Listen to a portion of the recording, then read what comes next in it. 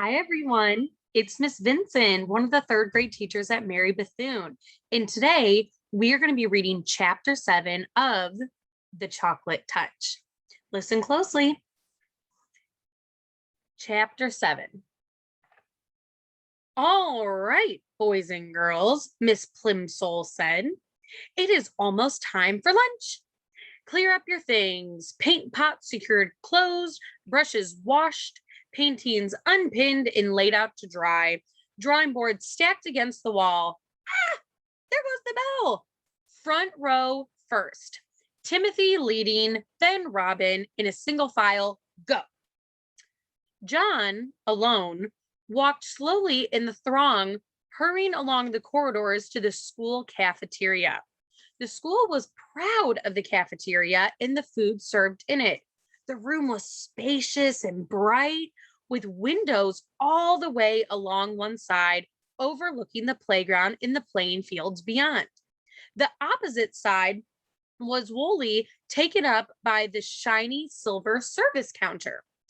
Several boys and girls were already settled at tables by the time John took his place in the line.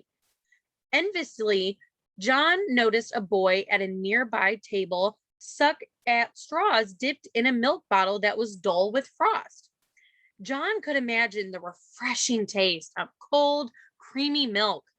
At another table, a group of girls were eating fat red cherries. John could almost feel the firm fruit on his tongue and the pleasure of biting through the tart, juicy pulp. The cherries must taste good. They must be thirst quenching. John unhappily took a tray from the pile and slid it along the rails in front of the top of the counter. He put a paper napkin, a glass, and a gleaming spoon, a knife, and a fork on the tray. It seemed hardly worth the while, but he felt that he might as well try the food and drink. Perhaps if I eat a different way without letting anything touch my lips, he muttered, my lunch won't all change to chocolate. He was not very hopeful. What? Asked the boy standing next to him. Nothing, John said. I thought I heard you say something about chocolate, the boy said.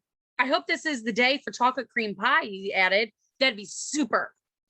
On chocolate cream pie days of the past, John had been known to skip the main course so that he could spend all of his lunch money on dessert.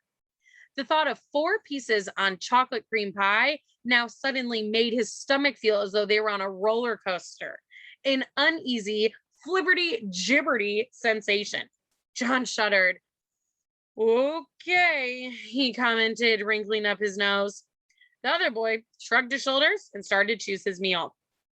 John took a plate of cold chicken and ham, potato chips, and a crisp, moist lettuce and tomato salad.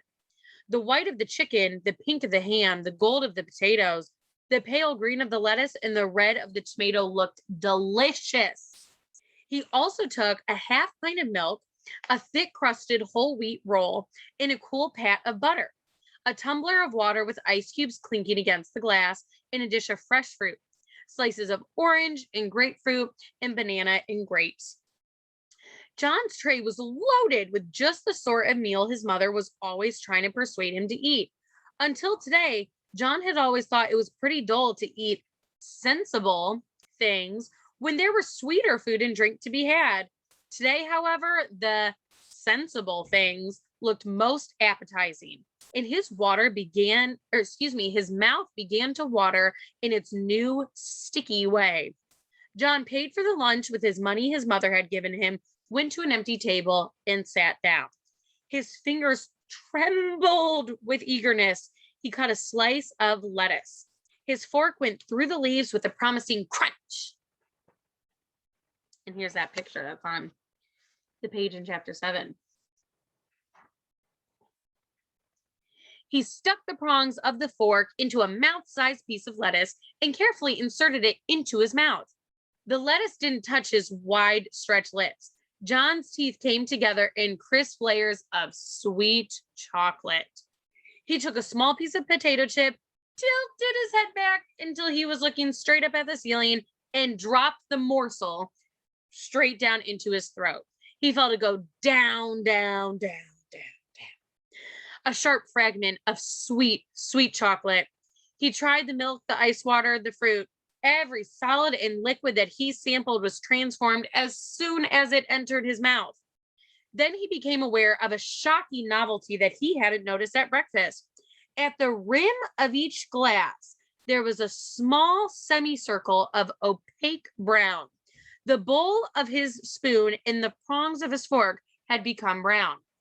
As John watched, horrified, the areas of magic chocolate slowly spread until at last the glasses and cutlery were all solid chocolate. The trouble was unquestionably growing worse.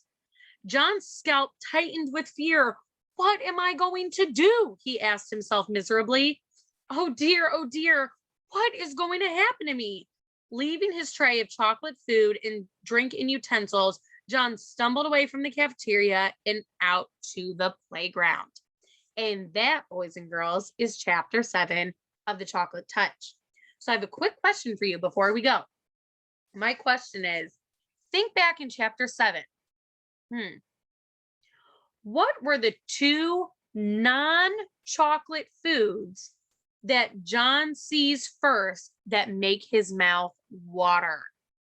Again, that question was, what 2 non-chocolate foods does John see first that make his mouth water? I hope you enjoyed this chapter. Can't wait to read the rest with you all.